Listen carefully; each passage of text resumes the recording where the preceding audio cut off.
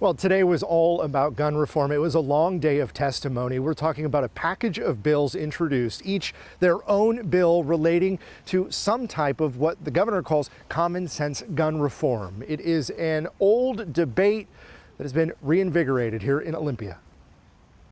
Our current gun laws make mass shootings inevitable.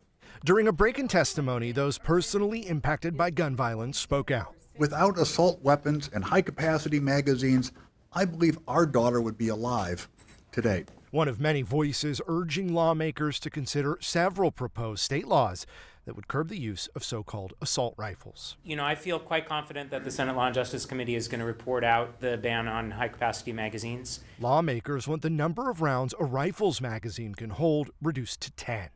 They're calling for more firearm education and a ban on future sales of certain rifles. Many similar bills have been introduced and voted down. Because they're about to force a bunch of bills down our throat to take away our God-given constitutional rights. Friday, the Capitol steps were parked with several hundred gun rights owners and advocates.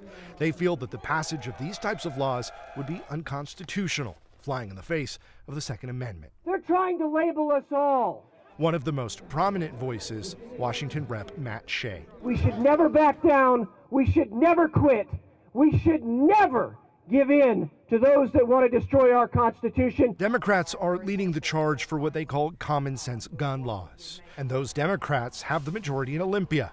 The question now, will they get the votes they need?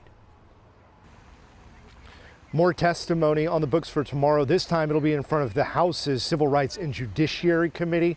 We're told that a vote on any number of these laws could come as early as this week. That would get it out of committee and on to the next step. In Olympia, Sebastian Robertson, King 5 News.